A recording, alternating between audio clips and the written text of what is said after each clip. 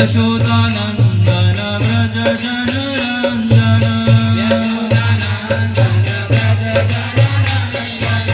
यशोदानन्दन व्रज जनरञ्जन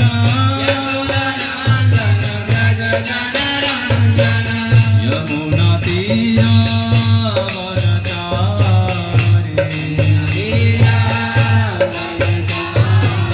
यमुनातीरा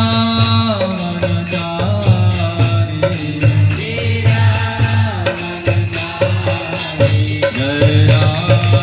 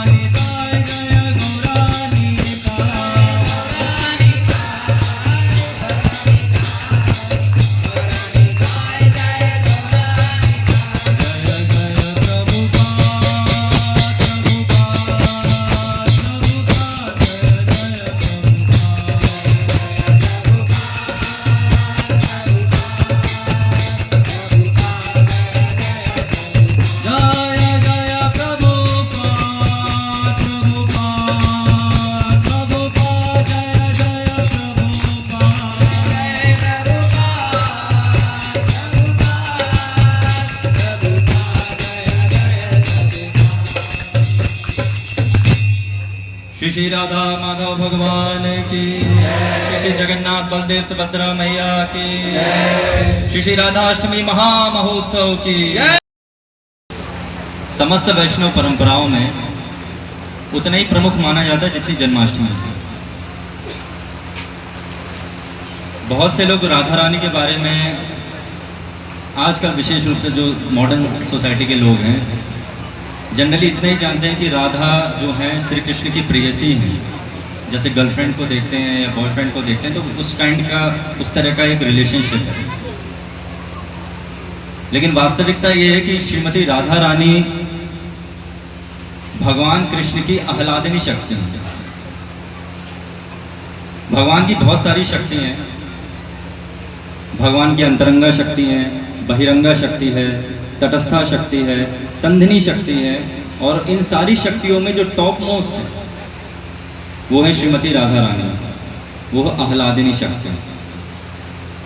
आह्लाद का मतलब है जो आनंद प्रदान करता है। तो भगवान का जो अपना निज आनंद है, भगवान का जो अपना पर्सनल आह्लाद है, जिस आह्लाद से भगवान को संसार की और किसी चीज की आवश्यकता नहीं है, वो आह्लाद जब रूप के रूप में प्रकट होता है, अपना स्वरूप प्रकट लेता है, तो श्रीमती राधा रानी के रूप में।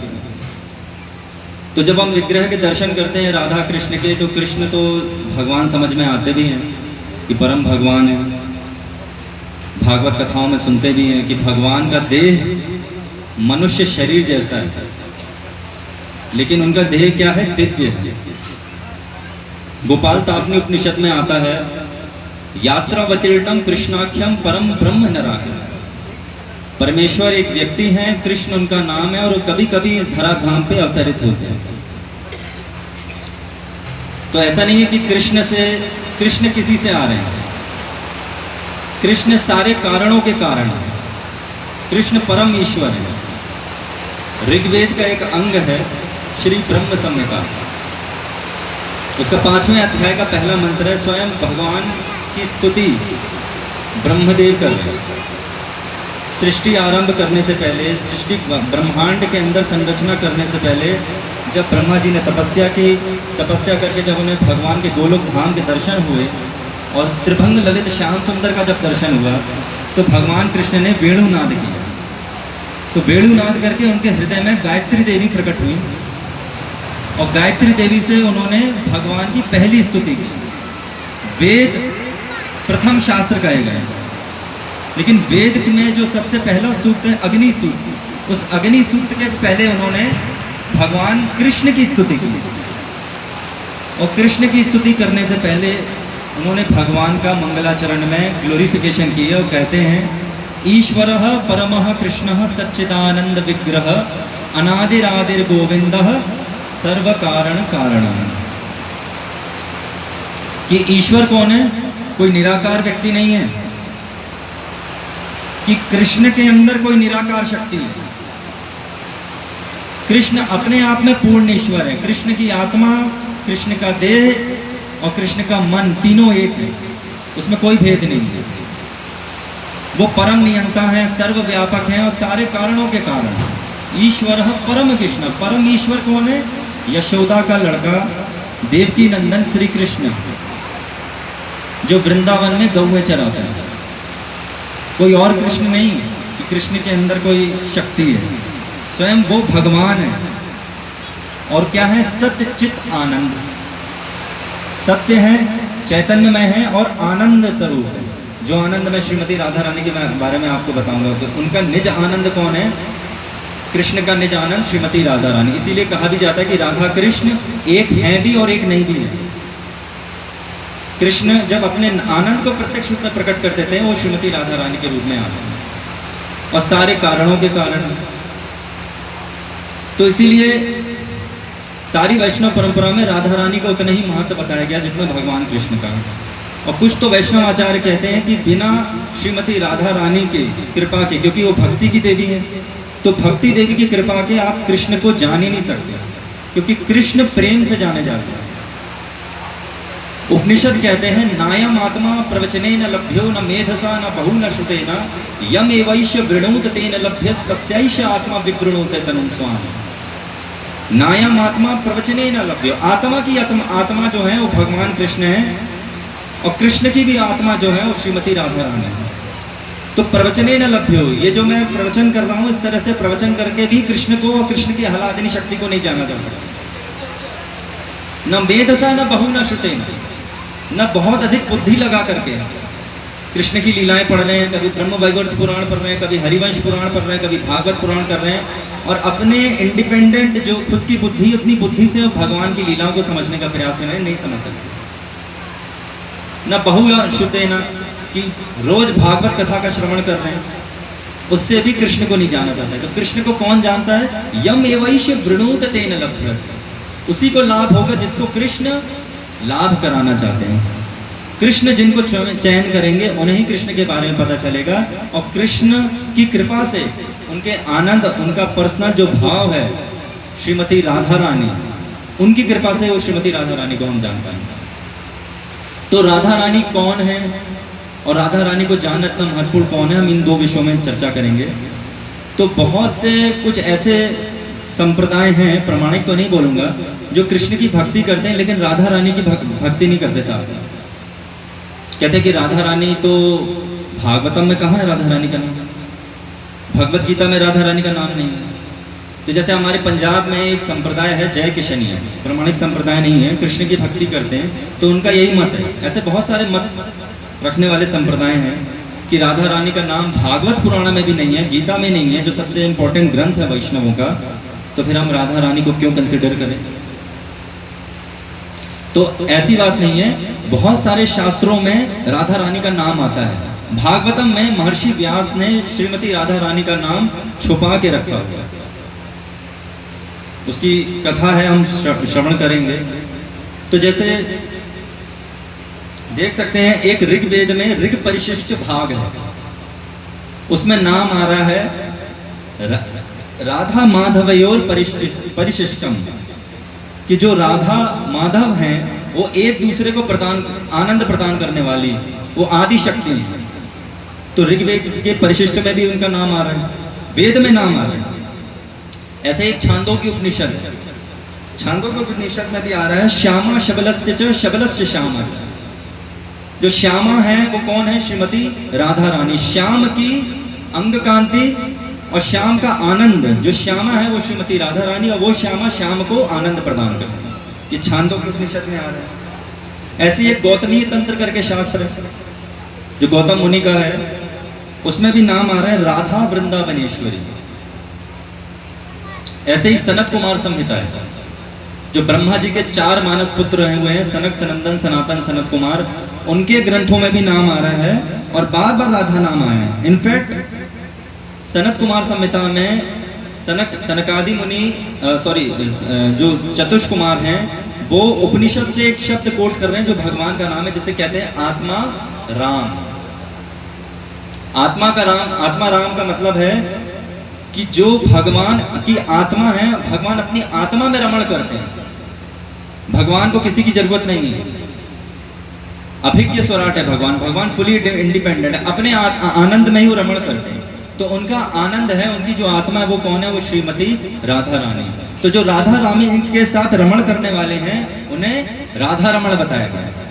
तो ऐसा नहीं कि वृंदावन में राधा रमण मंदिर के हम दर्शन करने जाते हैं तो गोपाल भट्ट गोस्वामी जी ने 500 वर्ष पहले वो नाम दिया है, वो सनत कुमार संहिता में ही नाम मेंशन है। तो ऐसे बहुत सारे पुराण हैं, ब्रह्म वैवर्त पुराण में राधा रानी और गोलोक धाम का बहुत डिटेल में वर्णन है, हरिवंश पुराण में वर्णन है। इवन हरिवंश पुराण में भगवान कृष्ण का चंद्रदेव के साथ संवाद हुआ है। तो चंद्रदेव को बताते हैं कि मेरे नाम से ज्यादा करोड़ गुना फल जप का मिलता है जो राधा कृष्ण मेरे साथ श्रीमती राधा रानी का जप करता है। इसलिए हम सारे गौड़ीय वैष्णव जो हैं राधे राधे नहीं बोलते, हम डायरेक्टली राधा रानी का नाम नहीं लेते, हम राधा रानी का नाम भगवान कृष्ण के साथ लेते हैं। इसलिए हम कहते हैं हरे कृष्ण। कृष्ण कौन है? हरि है, और जो हरि के भी मन को मोहित कर ले वो हरा। तो जब हम हरा को बोध करते हैं तो हरे, जैसे अम्बा, माँ अम्बा को बोध करते हैं तो अम्बे कहते हैं या जगदम्बे कहते हैं। इसलिए हम डायरेक्टली राधा रानी का नाम नहीं लेते, क्योंकि वो हमारी कौन है? पूजनी है। जैसे हम अपनी माता जी का नाम डायरेक्टली नहीं लेते, माता जी का नाम, अपनी मदर का नाम डायरेक्टली कौन ले सकता है? हमारे पिताजी ले सकते हैं। इसलिए डायरेक्टली राधा रानी का नाम केवल कृष्ण ले सकते हैं, क्योंकि वो कृष्ण की प्रॉपर्टी है। इवन जो उनकी सखी सहेली हैं, जो ललिता देवी हैं, विशाखा देवी हैं, वो श्रीमती राधा रानी कहती हैं, श्री राधिका जू कहती हैं। ये ब्रज के जो वैष्णवाचार्य हैं, उन्होंने भी अपने अपने ग्रंथों में मेंशन किया हुआ है। तो इसीलिए हम लोग कभी डायरेक्टली राधा रानी का नाम नहीं लेते, हम हरे कृष्ण बोलते हैं। हम राधा रानी को कृष्ण के साथ देखते हैं, इंडिपेंडेंटली राधा रानी को नहीं करते, क्योंकि राधा रानी कभी प्रसन्न नहीं होंगी। कोई भी पतिव्रता जो स्त्री है, अगर उसके हस्बैंड की ग्लोरिफिकेशन किया जाए तो वो ज्यादा प्रसन्न होगी, ना कि अगर उसकी ग्लोरिफिकेशन करें। और उसका नाम अगर उसके हस्बैंड के साथ लिया तो उसको और प्रसन्नता होगी। इसलिए हम श्रीमती राधा रानी का नाम भगवान कृष्ण के साथ लेते हैं। फिर श्रीमद् भागवतम में सबसे बड़ा प्रश्न उठता है कि श्रीमद् भागवतम जब महर्षि व्यास ने सारे पुराणों की रचना कर दी, ब्रह्म वैवर्त पुराण की रचना कर दी, और अंत में महाभारत, जिसे पंचम वेद कहते हैं, उसकी भी रचना कर दी, जिसमें श्रीमद् भागवत गीता इंक्लूडेड है। इसके बाद भी महर्षि व्यास क्या बैठे थे? असंतुष्ट बैठे थे। तो देव ऋषि नारद मुनि जो उनके गुरु हैं, वो आते हैं और क्या करते हैं? महर्षि व्यास को चतुश्लोकी भागवत की उपदेश करते हैं। उन चतुश्लोकी भागवत से 4 श्लोकों से वो 18,000 श्लोक की श्रीमद् भागवतम का रचना करते हैं, और उसमें जानबूझ करके राधा रानी के नाम को छुपा देते हैं। उसका कारण ये था कि ये जो श्रीमद् भागवतम था, इसका प्रचार उन्हें अपने पुत्र श्री सुखदेव गोस्वामी के मुख से कराना था। और सुखदेव गोस्वामी कौन है? सुखदेव गोस्वामी, शुक का मतलब होता है, क्या होता है? तोता। तो राधा रानी के एक पर्सनल पैरेट है, राधा रानी की एक पर्सनल गाय भी है, राधा रानी का एक पर्सनल बछड़ा भी है, इनफैक्ट राधा रानी का एक पर्सनल कुत्ता भी है। कृष्ण का भी अपने अपने पशु हैं, उनका भी एक कबूतर है, एक पैरेट है। तो राधा रानी के जो पर्सनल पेट पैरेट हैं, उनका नाम था शुक। तो वो जो थे, वो मृत्यु लोक में आए और उन्हें पता चला कि कैलाशपति महादेव शिव जो हैं, अपनी पत्नी के विशेष आग्रह से, पार्वती माता के विशेष आग्रह से श्रीमद् भागवतम का कथा सुनना चाहते हैं। और श्रीमद् भागवतम क्या ग्रंथ है? इसे परमहंस संहिता कहा जाता है। ये परमहंसों का ग्रंथ है। 4 प्रकार के सन्यासी और विरक्त बताए गए हैं: कुटीचक, बहुतक, हंस और परमहंस। बहुतक को परिव्राजक भी कहते हैं, जो एक कुटिया में रह करके अपना भजन साधन करता है, वो कुटिया वाला जो है साधु। बहुतक जो परिव्राजक है, जगह जगह जाकर प्रचार करता है। और एक है हंस, जो मुक्त हो चुका है, जीवन मुक्त है। और उनके भी ऊपर आते परमहंस, जो सारे देवताओं से भी श्रेष्ठ है इस ब्रह्मांड में। स्वयं देवता गण जो हैं, उन परमहंस वैष्णवों के पास आकर के कथा श्रवण करते हैं। तो श्रीमद् भागवतम कोई ऑर्डिनरी ग्रंथ नहीं है, ये अमल पुराण है।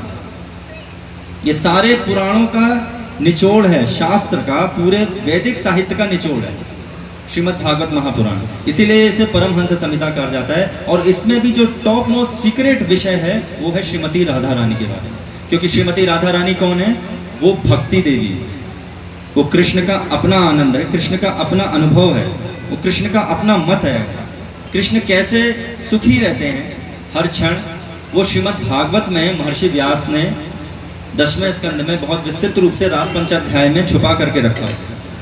और रास पंचाध्याय का भी जो कोर हर्ट है, वो क्या है? गोपी गीत। तो हुआ ये कि सुखदेव गोस्वामी जो थे, वो उड़ते हुए आए और कैलाश पर्वत पे पहुंच गए। तो महादेव शिव ने क्या किया कि पार्वती जी से कहा कि ये जो परमहंसों का ग्रंथ है, इसको सुनने के सब अधिकारी नहीं है, क्योंकि इस ग्रंथ को सुन करके लोग अर्थ का अनर्थ कर लेंगे। तो कैलाश को पूरा उन्होंने खाली करवा दिया। जितने पक्षी थे, जीव जंतु थे, इवन तो देवलोक से देवता गण भी आते थे, वहां पे बहुत सारे सरोवर होते थे कैलाश पर्वत में स्नान करने के लिए, वो सब छोड़ करके चले गए। अब सुखदेव गोस्वामी कौन है? राधा रानी के अनन्य भक्त हैं, उनके पर्सनल पैरेट हैं। तो वो आकर के एक वृक्ष में पीछे छुप गए। और महादेव शिव ने माता पार्वती से कहा कि मैं जो है भागवत की कथा करते करते क्या हो जाऊंगा? मैं समाधिस्थ हो जाऊंगा। और कंटिन्यू कथा मेरे मुख से निकलती रहेगी, लेकिन तुम कथा श्रवण कर रही हो तो मुझे पता चलता रहे कि तुम कथा सुन रही हो, तो मुंह से हूं करते रहना, मुझे पता चलेगा ना कथा श्रवण कर रही हो। तो सुखदेव गोस्वामी में भी ये स्टेटमेंट सुन लिया। तो भागवत कथा प्रारंभ की, सुनते सुनते क्या हुआ, माता पार्वती निद्रा में चली गई। जैसे हमारे साथ होता है, ये शिक्षा दे रहे हैं। कथा में नींद आना या कथा से बैठे बैठे मोबाइल निकालना और सिर नीचे करके देखते जाना, अपने करते जाना कि प्रवचन तो चल रहा है, जब प्रवचन होगा तब बैठेंगे फिर प्रसाद पाएंगे आराम से, उसमें रुचि दिखाएंगे, ये सब माया के प्रभाव। कथा में निद्रा इसलिए आती है हमें क्योंकि भगवान से अटैचमेंट नहीं है, भगवान में वास्तव में भगवान को जानने की कोई रुचि नहीं। रुचि किसमें होती है, यदि किसी की निंदा हो रही होगी, चुगली हो रही होगी, घनघोर नींद में होंगे, उस टाइम हमारी नींद चली जाएगी। लेकिन भगवान से चूंकि लेश मात्र भी आसक्ति नहीं है, तो जब भागवत कथा हो रही है, परमहंस संहिता के बारे में चर्चा चल रही है, तो हमारा कोई उत्सुकता नहीं होती कि हम एक एक शब्द की गहराई को समझने का प्रयास करें। और ये लीला करके माता पार्वती ने यही दिखाया कि भागवत का श्रवण करते समय अगर हम लापरवाही करते हैं तो क्या होता है, हम भागवत कथा के फल को प्राप्त नहीं कर पाते हैं। तो सुखदेव गोस्वामी चूंकि अनन्य भक्त थे, तो वो सुन रहे थे कथा, और जैसे ही माता पार्वती निद्रा में चली गई तो उन्होंने माता पार्वती की ध्वनि में हूं करना चालू कर दिया।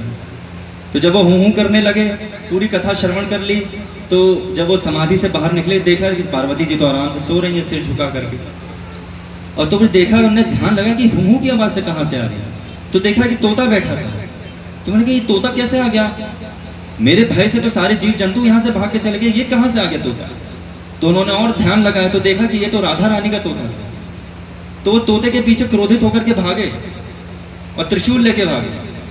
ये हरिवंश पुराण में भी कथा आती है। तो भागते भागते वो कहाँ चले गए, बद्रिकाश्रम। हमारे वाले बद्रिकाश्रम नहीं, जो महर्षि वेद व्यास का आश्रम है बद्रिकाश्रम, वहाँ चले गए। तो महर्षि व्यास की जो अर्धांगिनी है, जो पत्नी है, उनका नाम क्या है, वटिका। तो माता वटिका जो थी वो वस्त्र शोधन का काम कर रही थी, और वस्त्र शोधन करके वो कपड़े टांग रही थी। तो उनको उवासी आई, तो सुखदेव गोस्वामी भागे भागे आ रहे थे, तो उनके मुंह से जब उनने श्वास अंदर ली, तो सुखदेव गोस्वामी जो है अपने आप को सूक्ष्म रूप में अंदर उनके गर्भ में चले गए। अब वो गर्भ में चले गए, महर्षि व्यास ने देखा कि महादेव शिव ने देखा कि महर्षि व्यास की जो है अर्धांगिनी है। और महर्षि व्यास कौन है, भगवान विष्णु के जो 24 प्रमुख अवतार हैं उसमें एक साहित्यिक अवतार है, और सुखदेव गोस्वामी भी भगवान विष्णु के ही अवतार हैं। तो जब उनके गर्भ में चले गए तो 12 वर्ष तक सुखदेव गोस्वामी वहां छिपे रहे। एक तो महादेव शिव के आक्रोश से, और दूसरा उससे भी ज्यादा इंपॉर्टेंट था जिसकी वजह से वो बाहर नहीं निकल रहे थे, कि भगवान की माया जगत में आ गए, कि वो माया से भयभीत थे। श्रीमद् भागवतम में जब गर्भस्तुति की है सारे देवी देवताओं ने, जब माता देवकी के गर्भ में भगवान प्रविष्ट हो गए, तो गर्भस्तुति में ब्रह्मा जी भगवान की स्तुति करके 8वें स्कंद के 5वें अध्याय के 30वें श्लोक में कह रहे हैं, न यस्य कष्टात् तितितर्थी माया यया जनो मोहयति वेदनार्थम तम निर्जितात्म आत्मगुणम परेशम नमाम भूतेषु समम चरंतम। ब्रह्मदेव कह रहे हैं कि हे प्रभु, आपकी माया से कोई नहीं पार पा सकता, ना मैं, ना देवादिदेव महादेव शिव। आपकी माया के चलते मैं भी अपने पुत्री से आसक्त हो गया था। आपकी माया के चलते महादेव शिव आपके मोहिनी रूप के पीछे भाग पड़े, अपनी धर्म पत्नी को छोड़ के। आपकी माया से कोई पार नहीं गया, क्योंकि आपकी माया स्वयं आप ही हैं। शक्ति शक्ति मतयोर अभेद, जो शक्ति है वो शक्तिमान ही है, तभी तो उसकी पूरी शक्ति में नियंत्रण है। शक्तिमान ही शक्ति के रूप में प्रकट होता है।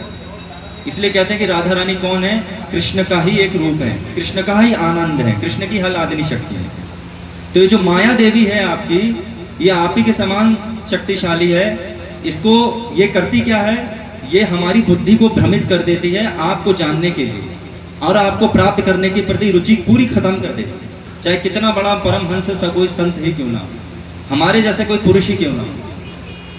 राजा प्राचीन बर्हिषद को, जो प्रचिताओं के पिता थे, श्रीमद् भागवतम में आता है, वो नारद मुनि उनको जब उपदेश कर रहे हैं तो कह रहे हैं कि जितने रड़े ऋषि मुनि हैं, हम सब शास्त्रों पे पूरा अधिकार रखते हैं बोलने का, वेदों पे पूरा अधिकार रखते हैं, लेकिन फिर भी भगवान की माया के चलते हम भगवान को पूर्ण रूप से नहीं जानते। किसके चलते? भगवान की माया के चलते, क्योंकि भगवान की जो माया है वो बुद्धि भ्रमित कर देती। तो शुकदेव गोस्वामी स्वयं भगवान की निज शक्ति, उन्हीं के अवतार हैं। वो भगवान की माया से भयभीत होकर कहाँ बैठे हुए हैं? अपनी माता के, वटिका माता के गर्भ में बैठे हुए। तो व्यासदेव ने उनसे अनुरोध किया कि हे पुत्र, तुम बाहर आ जाओ, तुम्हारी माता कितना कष्ट सह रही इतने वर्षों से। तो उन्होंने कहा कि यदि आप भगवान कृष्ण से ये कंसेंट दिलवा दें कि मेरी माया मुझ पे कोई प्रभाव नहीं डालेगी, तब मैं इस गर्भ से, अपनी माता के गर्भ से बाहर निकलूंगा। तो वो द्वारिका गए और वहां से भगवान कृष्ण को लेकर के आए, और 3 बार भगवान ने आश्वासन दिया कि तुम्हें मेरी माया प्रभावित नहीं करेगी, नहीं करेगी, नहीं करेगी। तब सुखदेव गोस्वामी बाहर निकले और क्या किया? उनके गर्भ में, उनके जो नाभि में जो नाली जो माता के साथ जुड़ी होती है बच्चे की, उसको जनेऊ की तरह बांध करके वन की ओर भागे कि मुझे संसार को देखना ही नहीं। तो पीछे पीछे महर्षि व्यास भागे। तो उन्हें यह पता था कि भागवत को जन जन तक पहुंचाने वाला कौन है? मेरा पुत्र ही पहुंचा सकता है। मोहु रहो रसिका भुवि भाव का, सुख मुखाद अमृत द्रव संयुतम। श्रीमद् भागवत के प्रथम स्कंद के प्रथम अध्याय का 3रा श्लोक कहता है कि ये जो श्रीमद् भागवत है और भी ज्यादा स्वादिष्ट बन गया है। क्यों? क्योंकि सुखदेव गोस्वामी के मुख से निसृत हुआ है, निकला है। तो एक भगवान का जो परम भक्त है, वही भगवान की लीलाओं को, भगवान की भक्ति को जन जन के हृदय में पहुंचाना जानता है। तो चाहते थे कि सुखदेव गोस्वामी को मैं भागवतम दूं, लेकिन एक समस्या थी। चूंकि सुखदेव गोस्वामी श्रीमती राधा रानी के अनन्य भक्त थे, तो जैसे ही राधा नाम का शब्द सुनते थे या मुख से बोल दें धोखे से, तो उनकी 6 महीने की समाधि लग जाती थी। तो हमने महर्षि व्यास ने कहा था ये तो बड़ी समस्या हो जाएगी, अगर मैं राधा नाम प्रस्तुत कर दूंगा श्रीमद् भागवतम में, तो कैसे श्रीमद् भागवतम प्रदान करेंगे? तो उन्होंने राधा रानी का नाम को श्रीमद् भागवतम में छुपा दिया। तो दशम स्कंद में कुछ कुछ श्लोक आते हैं जहां पे बहुत ही स्पष्ट रूप से राधा रानी का वर्णन आ रहा है। जैसे एक श्लोक है श्रीमद् भागवतम के दशम स्कंद के 3रे अध्याय का 5वें अध्याय का 38वां श्लोक है, 38वां या 30वां श्लोक है। कृष्णे गुणे रमा अक्रीण भूपम, कि जब भगवान कृष्ण का अवतार हुआ तब जितने भी सूखे हुए सरोवर थे वो फिर से प्रफुल्लित हो गए, फिर से उनमें जल आ गया। जो पेड़ वृक्ष सूख गए थे वो फिर से जागृत हो गए। जो नॉन सीजनल पेड़ थे वो नॉन सीजनल पेड़ में फिर उनमें भी पुष्प आ गए, उनमें भी फल आ गए। सुंदर पवन चलने लगी, बहुत ही वातावरण शुद्ध और पवित्र हो गया। सबके अंदर से चिंताएं, घबराहट सब खत्म हो गई, इतना पवित्र वातावरण हो गया। और तब जब भगवान का अवतरण होने वाला था तो रमा अक्रीणनम, यह रमा का मतलब है जो महालक्ष्मी है। महालक्ष्मी कौन है? श्रीमती राधा रानी, क्योंकि श्रीमती राधा रानी का ही विस्तार है लक्ष्मियों के रूप में। लक्ष्मी सहस्त्र समभ्य सेव्यमानम, ब्रह्म संहिता में आता है कि करोड़ों करोड़ों लक्ष्मियां वैकुंठ में तपस्या कर रही हैं कि उन्हें गोलोक धाम में जाकर के गोपी बनने का सौभाग्य मिल जाए। वो कौन है? क्योंकि सारी गोपियां कहां से आई हैं? श्रीमती राधा रानी से निकली। तो श्रीमती राधा रानी कौन है? मूल रूप से महालक्ष्मी। तो महालक्ष्मी प्रकट होकर के उन्होंने क्या किया? पूरे पृथ्वी मंडल को क्या बना दिया? कृष्ण के लिए क्रीड़ा भूमि बना दी। रास, उनकी जो भी लीलाएं हैं उनके लीला के लिए सुयोग्य भूमि ब्रजमंडल को सजा दिया। तो यहाँ पे श्रीमती राधा रानी का वर्णन आता है। एक 10वें स्कंद के रासपंचाध्याय में श्लोक आ रहे हैं। वो श्लोक इस तरह है, अनया राधितो नूनम भगवान हरिरीश्वरः यन्नो विहाय गोविंदः प्रीतो यामनयद्रः। सुखदेव गोस्वामी परीक्षित महाराज को कह रहे हैं कि गोपियां कह रही हैं। हुआ ये कि गोपियों ने जब रास किया, रास करके जब भगवान कृष्ण के साथ वो बैठी तो थक गई थी। कुछ क्षण के बाद उन्हें फिर से महारास करना था। तो उन्होंने बताया कि हम तो थक चुकी हैं, हम रास मंडल तक कैसे जाएंगे? तो भगवान कृष्ण ने क्या किया? अनंत रूप बना लिया। जितनी गोपियां थी उतने रूप बना लिए और हर गोपी को अपने कंधे पे बिठा लिया। तो सारी गोपियों को जब अपने कंधे पे बिठा लिया तो उन गोपियों को ये लीला भगवान करके दिखा रहे हैं। गोपियों में कोई स्वार्थ, कोई ईर्ष्या नहीं आ सकता, कोई अहंकार नहीं आ सकता। लेकिन गोपियों को मान हो गया कि देखो हम कितने सौभाग्यशाली हैं कि परम ब्रह्म जो है, अनंत कोटि ब्रह्मांड नायक है, उन्होंने हमें अपने कंधे में रख लिया। इतना भाव गोपियों के हृदय में आया ही नहीं था कि भगवान कृष्ण वहां से क्या हो गए, अंतर्धान। और जब भगवान कृष्ण वहां से अंतर्धान हुए तो श्रीमती राधा रानी के साथ वो गायब हो गए। तो वहां गोपियां ये कह रही हैं कि हे गोपियों, इस विशिष्ट गोपी ने निश्चित ही सर्वशक्तिमान भगवान गोविंद की पूरी तरह पूजा की होगी, क्योंकि वे उससे इतने प्रसन्न हो गए हैं कि उन्होंने हम सबों को छोड़ दिया है और एकांत स्थान में ले गए। कृष्ण अपने आनंद के साथ रमण करे। तो यहां गोपियां बता रही हैं कि वो विशिष्ट गोपी कौन है, श्रीमती राधा रानी। तो यहां पे भी श्रीमती राधा रानी का वर्णन आना श्रीमद् भागवतम में।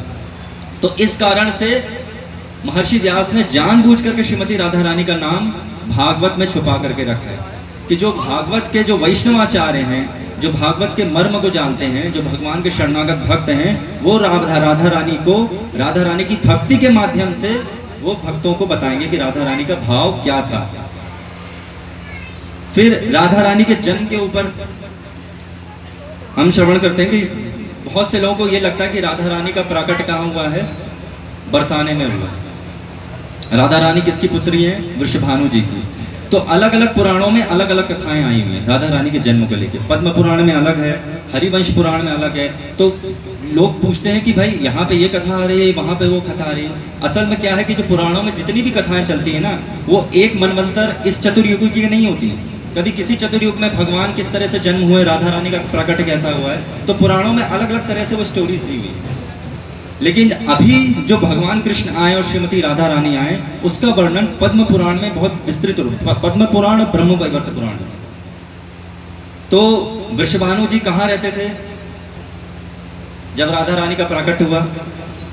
बरसाने में नहीं, रावल गांव में रहते थे। कहाँ रहते थे? रावल गांव में। तो वृषभानु जी भी उतने ही धनाढ्य और उतने मुखिया थे अपने गांव के, जैसे नंद बाबा थे। और दोनों में बड़ी घनिष्ठ मित्रता थी। और दोनों क्या करते थे, खेत जोतते थे और गाय भी चराते थे, और टैक्स कलेक्ट करके कंस को टैक्स देने भी जाते थे। तो एक दिन कथा ऐसी आती है कि खेत जोतते जोतते, हल चलाते चलाते एक खड़े के पास आकर के उनका हल रुक गया। तो उसमें देखा कि एक बहुत ही सुंदर पुत्री सोते हुए उन्हें मिली, क्योंकि उनकी कोई बच्चे तो थे नहीं। तो उन्होंने सोचा कि भगवान की देखो कृपा हो गई, हमें कोई संतान तो मिल गई। तो ये कथा आती है हरिवंश पुराण में। जो अभी भगवान श्रीमती राधा रानी का अवतरण हुआ है वो ये है कि जो वृषभानु जी थे, यमुना जी में स्नान करने गए, और स्नान करके जैसे ही संध्या कर रहे थे तो देखा कि एक बड़े से कमल पुष्प में एक छोटी सी पुत्री आ रही है बहते हुए, और वो उनके सामने आकर के रुक गई। तो उन्होंने सोचा कि जरूर भगवान ने हमारी जो है प्रार्थना सुन ली है, हमारी तो कोई संतान नहीं थी, हो सकता है किसी पुरुष ने पुत्री को त्याग दिया होगा, किसी दंपति ने, चलो हमें यह सौभाग्य हमें प्राप्त हुआ। और वो श्रीमती राधा रानी को लेकर के अपने निवास पे ले आए रावल गांव। लेकिन स्थिति ये थी कि श्रीमती राधा रानी ना तो नेत्र खोलती थी, ना तो वो बोलती थी। गूंगी, उनको लगा ये तो गूंगी हो गई और नेत्रहीन है, ना नेत्र खोल रही है और ना किसी से बात कर रही है। तो 1 वर्ष तक श्रीमती राधा रानी ने अपने नेत्र खोले ही नहीं। तो बड़े दुखी हो गए वृषभानु जी।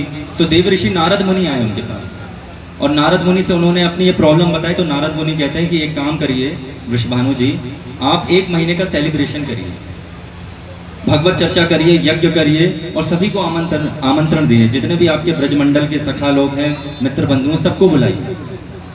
तो जब सबको आमंत्रण देंगे, सेलिब्रेशन करेंगे, तो नंद बाबा को भी बुलाएंगे। तो जब नंद बाबा आएंगे तो और साथ में कौन आएगा? भगवान कृष्ण भी आएंगे। तो ऐसा शास्त्रों में बताते हैं। कुछ लोगों का मत ऐसा है कि श्रीमती राधा रानी एक्चुअली भगवान कृष्ण से 1 वर्ष बड़ी थी, लेकिन हमारे पूर्ववर्ती वैष्णवाचार्य, गौड़ी वैष्णवाचार्यों ने अपने अपने शास्त्रों से, अपने ग्रंथों में शास्त्रों से उद्धरण दिया कि श्रीमती राधा रानी जो थी, कृष्ण के प्राकट होने के 1 वर्ष बाद उनका जन्म हुआ।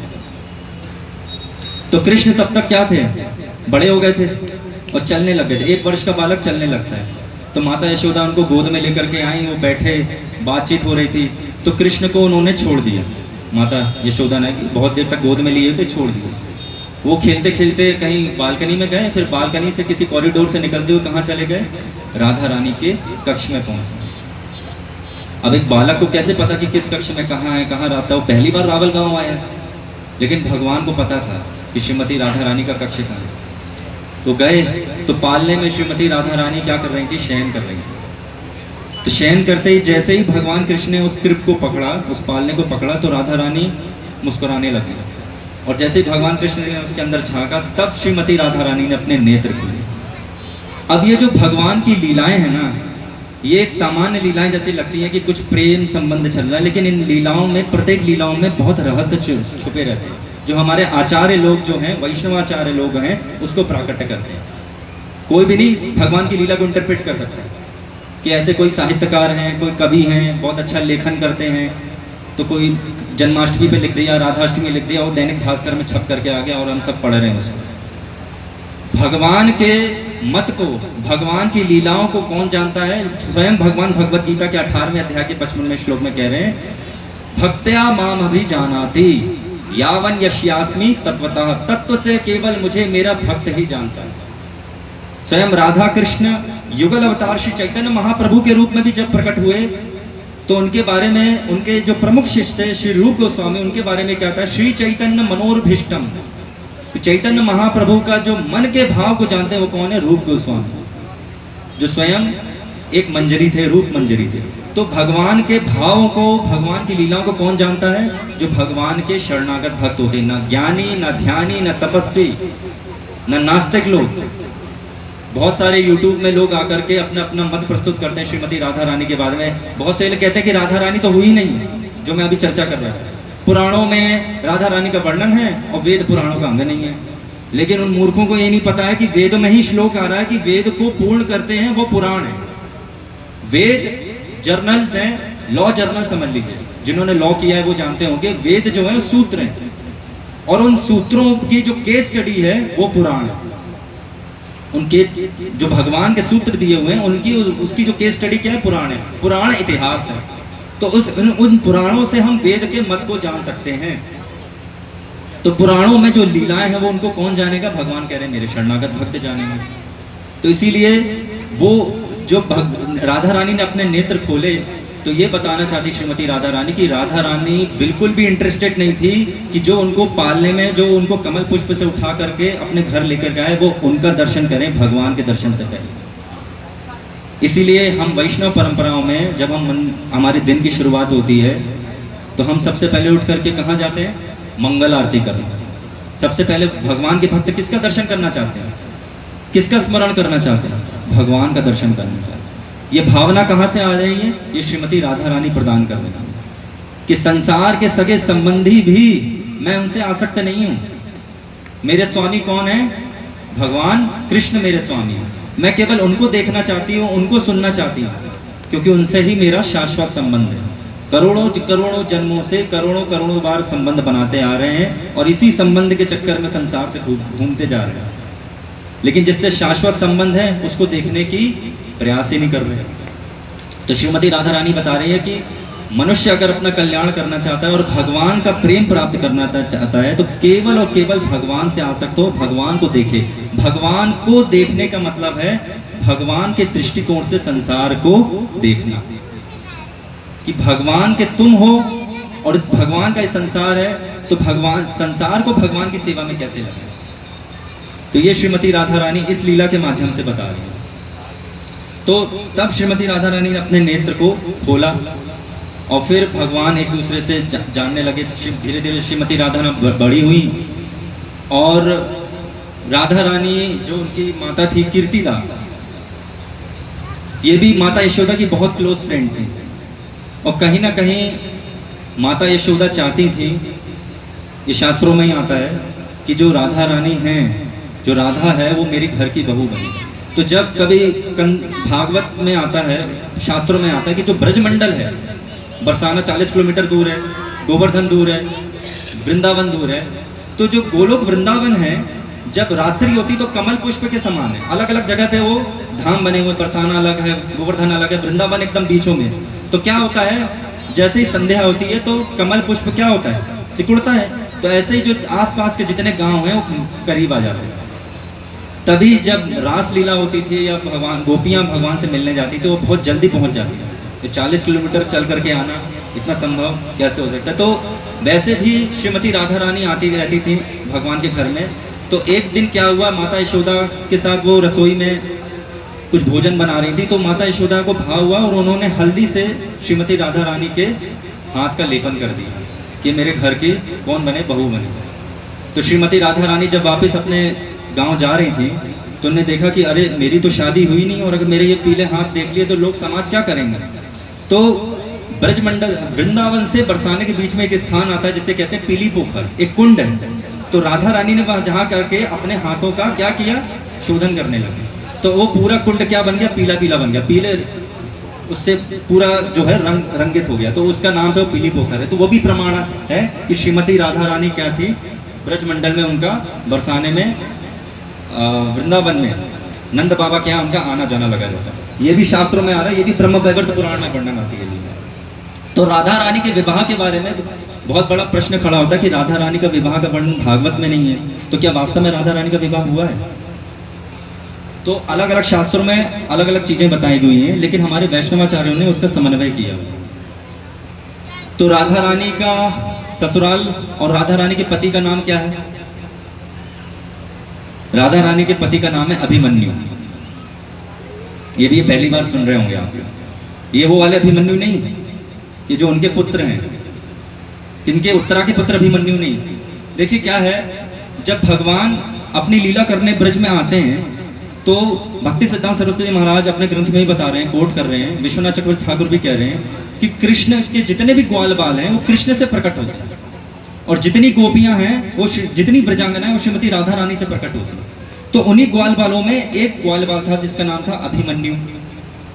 तो हुआ ये कि जब भगवान ने ब्रह्म विमोहन लीला की, जब ग्वाल बालों के साथ बैठ करके भोजन खा रहे थे, वो देख रहे थे कि यार ये तो भगवान कैसे हो सकते हैं, ये तो अपने सखाओं का जूठा खा रहे हैं। वो मनसुखा खट्टी छाछ लेकर के आया गरीब ब्राह्मण, वो सोच रहा है कृष्ण को मैं क्या अर्पित करूंगा। सब लोग अच्छा अच्छा भोजन ला करके कृष्ण को अर्पित कर रहे हैं, तो इंफीरियरिटी में जाकर के उसने खट्टी छाछ जो है पी गया। तो खट्टी छाछ जो है उसकी छाती से बहने लगी। तो कृष्ण ने देखा कि ये मेरे लिए छाछ लाया था और खुद ही पी गया, तो उसके छाती से चाट करके वो छाछ पीने लगे। ब्रह्मा जी का दिमाग घूम गया, ये कैसा परम ईश्वर है, ये ईश्वर नहीं हो सकता। तो उन्होंने क्या किया, सारे ग्वाल बालों को उठा करके और उनके जितने गाय और बछड़े थे कहाँ ले गए, कुछ क्षण के लिए ब्रह्मलोक में ले गए। जब ब्रह्मलोक में ले गए तो वहां का कुछ क्षण यहाँ के 1 वर्ष के बराबर था। तो ब्रह्मा जी, तो भगवान हंसने लगे कि ब्रह्मा जी, ब्रह्मदेव को डाउट हो गया मुझे। तो उन्होंने क्या किया, अपने अनंत रूप प्रकट कर दिया। तो जितने जितने जैसे जैसे ग्वाल बाल थे, गाय बछड़े थे, वो सब भगवान कृष्ण बन गए।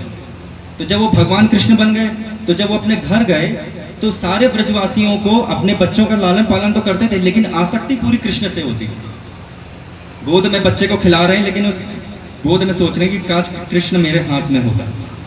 लेकिन आज जब भगवान ग्वाल बाल का रूप लेकर के अपने अपने बच्चे जब घर गए तो उनको कृष्ण से छोड़ करके उनसे ज्यादा आसक्ति हो रही है। ये ब्रज भाव है। ब्रजवासी केवल और केवल कृष्ण से आ सकते हैं, ब्रजवासी अपने से आ सकते नहीं है, वो केवल कृष्ण के बारे में सोचते हैं। तो उन्हें कृष्ण से बड़ी आसक्ति होने लगी। तो उस टाइम कुछ प्रॉब्लम्स चल रही थी, उसके चलते क्या हुआ, श्रीमती राधा रानी का विवाह अभिमन्यु से करा दिया। तो जब अभिमन्यु से कराया तो वो कौन बन गए, वो कृष्ण थे। तो श्रीमती राधा रानी ने एक्चुअल क्या किया, जो पौर्णमासी हैं, जो अंतरंगना शक्ति है जिसने योग माया करते हैं, उन्होंने राधा रानी के 2 रूप कर दिए। तो एक रूप में वो कहाँ चली गई, अभिमन्यु के साथ। और वो अभिमन्यु कौन है, वो कृष्ण है। और कृष्ण से विवाह होकर के राधा रानी कहाँ चलेगी, अपनी ससुराल जावट। ब्रजमंडल में एक गांव है जावट, तो राधा रानी की वो ससुराल भी मानी जाती है ऑफिशियली। जो ब्रजवासियों को पता है, ब्रजवासियों के सामने श्रीमती राधा रानी का विवाह हुआ है, तो वो जावट गांव चली गई। और उनकी सास का नाम था जटिला, तो वहां रह रही थी। तो यहाँ पे जब ये विवाह हो गया तो एक विवाह और हुआ, क्योंकि माता यशोदा का ये भाव था कि उनका शादी हो जाए उनके कृष्ण से, और सारे देवी देवता ये चाहते थे। तो कृष्ण कहाँ चले गए, जंगल में चले गए, और वहां से श्रीमती राधा रानी जंगल में आती। तो स्वयं ब्रह्मदेव का आह्वान हुआ, ब्रह्मदेव आए और उन्होंने यज्ञ की स्थापना करके वहां पे प्रॉपर श्रीमती राधा रानी का विवाह कराया। मूल श्रीमती राधा रानी और मूल ब्रजेंद्र कृष्ण का। तो वहां पे विवाह कराया, और विवाह कराने के बाद सारे देवी देवता आ गए, ब्रह्मदेव से अपना मंत्र उच्चारण करके चले गए। तो सारे देवी देवता अपनी पत्नियों के साथ, वरुण वारुणी के साथ, इंद्र इंद्राणी का, सबने आकर के राधा रानी का अभिषेक किया, जैसे अभी हम अभिषेक करेंगे राधा कृष्ण का, दोनों का अभिषेक किया। और कृष्ण इतने प्रसन्न हुए श्रीमती राधा रानी से उस विवाह के बाद कि उन्होंने कहा कि हे देवी, आज मैं आपको अपना वृंदावन दे रहा हूँ। वृंदावन दे रहा हूँ इसका अर्थ है आज से मैं आपको एक नाम प्रदान कर रहा हूँ, आप वृंदावनेश्वरी हैं।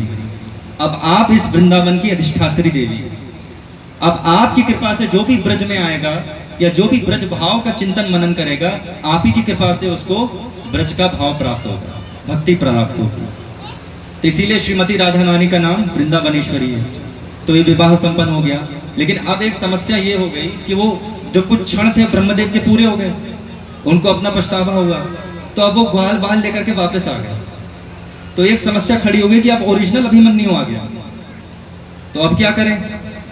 तो अभिमन्यु ने क्या किया, जो भगवान अभिमन्यु का अवतार लिए हुए थे, वो अभिमन्यु कहाँ चले गए, वापस कृष्ण में आ गए। और वो जो श्रीमती राधा रानी थी, तो पौर्णमासी ने क्या किया, श्रीमती राधा रानी की जो परछाई के रूप में एक और रूप बना लिया। मूल श्रीमती राधा रानी नहीं थी, और वो श्रीमती राधा रानी कहाँ चली गई, भगवान के हृदय में प्रविष्ट कर गई। तो अभिमन्यु के साथ राधा रानी की परछाई का विवाह हुआ।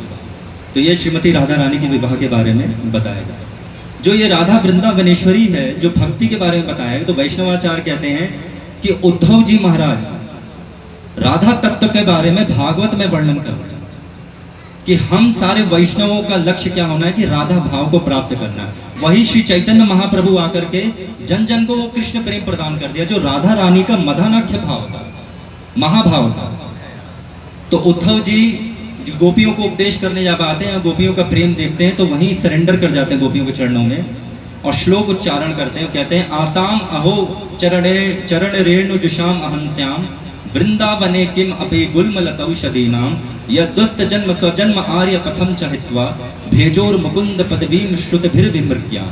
10वें स्कंद के 47वें अध्याय का 61वां श्लोक है और बहुत फेमस श्लोक है। हम सारे गौड़ी वैष्णव का इसमें राधा भाव बताया कि वो गोपियां राधा रानी का प्रेम जिससे अनंत भाव निकले, अनंत गोपियों के रूप में, वो गोपियां क्यों श्रेष्ठ बताई गई। हनुमान जी का प्रेम भी श्रेष्ठ बताया गया, यशोदा और नंद बाबा का जो वात्सल्य प्रेम है वो भी श्रेष्ठ बताया, ग्वाल बालों का जो साख्य रस है वो भी श्रेष्ठ है। लेकिन गोपियों का प्रेम, माधुर्य प्रेम को क्यों श्रेष्ठ बताया गया कि उन्होंने भगवान के लिए प्राण देना, तो प्राण दिया भी जा सकता है, लेकिन जीते जी मृत्यु के समान हो जाना, वैसी सैक्रिफाइस करना वो केवल गोपियों ने किया। कैसे कि वो जो पातिव्रत धर्म का पालन कर रही थी, वेदों का पालन कर रही थी, जब भगवान कृष्ण ने महाराज के लिए आह्वान किया तो अपने बच्चे को दूध पिलाते ही बच्चे को छोड़ करके चली गई। अपने पतियों की सेवा कर रही थी, अपने ससुर की सेवा कर रही थी, उन सारे वैदिक धर्मों को लांग करके वो कहाँ चली गई, कृष्ण की सेवा। क्योंकि उन्हें क्या पता था कृष्ण कौन है, परम ब्रह्म है, परम भगवान है। तो सारे लौकिक धर्मों को त्याग करके उन्हें कृष्ण के पास चले गई और इस कलंक को स्वीकारा कि ये कौन है, कि ये ऐसी वो स्त्रियां हैं जिन्होंने एक बालक के लिए, एक लड़के के लिए अपने पति को छोड़ दिया। ये भी ब्रज में एक कलंक उनके ऊपर लगा, लेकिन उन्होंने इस कलंक को स्वीकारा किसके लिए, कृष्ण को आनंद देने के लिए। तो ये कोई लौकिक संबंध नहीं है, इसको लौकिक संबंध मत समझिएगा। जैसे प्राकृतिक नायक नायिकाओं के बीच में संबंध होता है, कृष्ण और राधा का संबंध और गोपियों का कृष्ण के साथ संबंध नहीं है। कृष्ण के आनंद श्रीमती राधा रानी है और उस आनंद के अनंत भाव गोपियां। तो उन्हें कहते हैं कि वेदों का जितना भी, वेद की जितनी ऋचाएं हैं, वो गोपियों से ज्यादा उत्तम कोटि का जो जानकार है और कोई नहीं हो सकता। ब्रह्मदेव, देवर्षि नारद मुनि प्रत्येक गोपियों के चरणों में बैठ करके कृष्ण तत्व को, परम ब्रह्म को जानने का प्रयास करते हैं। तो ये राधा भाव है। हमारा लक्ष्य भी, हम गौड़ीय वैष्णवों का लक्ष्य भी यही है और वही चैतन्य महाप्रभु जन जन को प्रदान कर रहे हैं। और राधा रानी के माध्यम से हमें कैसे पता चलेगा, जब हम राधा भाव को जानने वाले वैष्णवाचार्यों को शरणागत भाव से उनकी सेवा करेंगे, उनके मार्गदर्शन में चलेंगे, तभी जो विदेश में जितने भी, जब हमारे संस्था के संस्थापक आचार्य भक्तिवेदांत स्वामी प्रभुपाद गए और उनको चैतन्य महाप्रभु के बारे में बताया। जब उन्होंने राधा कृष्ण लीला के बारे में श्रवण किया तो उनके अंदर कोई काम वासना जागृत नहीं हुई। क्यों? क्योंकि एक शरणागत भक्त के अनुगत्य में चलते हुए उन्होंने भक्ति की, उन्होंने गीता का ज्ञान लिया, श्रीमद् भागवत का। हम इंडिपेंडेंटली गीता पढ़ेंगे, भागवतम घर से खरीद के ले आकर के, होता यही है। आजकल के युवाओं को बड़ा राधा कृष्ण की भक्ति में इंटरेस्टेड है, देखने को मिलता। क्या करते हैं, जाएंगे मार्केट से भागवतम खरीद के ले आएंगे, उसमें खोलेंगे रासपंचम अध्याय, उसमें खोलेंगे गोपी की, उसमें राधा कृष्ण के प्रेम को देखेंगे, फिर दिमाग घूम जाता है। फिर कहते हैं कि हाँ वो सॉन्ग तो सही है, जब वो करे तो रास लीला और हम करें तो इस तरह के गंदे भाव हृदय में जागृत होते हैं। तो बेस्ट है कि हम जाने कि राधा कृष्ण का जो प्रेम है वो दिव्य पवित्र प्रेम है। जो संसार का लौकिक प्रेम है उसके अंदर जब प्राकृतिक नायक नायिका भोग करते हैं तो उससे क्या होती है, आसक्ति कम हो जाती है। भागवत में श्लोक आ रहा है। लेकिन जब कृष्ण की सेवा कर रही हैं राधा रानी और सारी गोपियां, तो उनका प्रेम और आसक्ति और संबंध बढ़ता जा रहा है। भोग करने से क्या होता है, जिसके साथ भोग कर रहे हैं या जिसका भोग कर रहे हैं उससे रुचि कम हो जाती है। लेकिन जब सेवा भावना होती है तो वो आपको भोग की तरह लगेगा, लेकिन वो भोग नहीं होता, वो विशुद्ध प्रेम होता है। इसलिए राधा कृष्ण और कृष्ण भक्ति को प्राप्त करना है तो श्रीमती राधा रानी और हम वैष्णवाचार्य को जो मत रखते हैं गौड़ीय वैष्णव, उनके अनुगत्य में चले तो हमें राधा रानी अपनी कृपा से वो राधा भाव प्रदान करें। हरे कृष्णा। श्रील प्रभुपाद की, श्री राधाष्टमी महामहोत्सव की, श्रील प्रभुपाद की। हरे कृष्णा। आप सभी भक्तों को बहुत बहुत धन्यवाद कि आपने ध्यान पूर्वक और धैर्य पूर्वक इस कथा को श्रवण किया। इसके पश्चात हमारा जो अगला कार्यक्रम है इस कड़ी में वो है अभिषेक भगवान श्री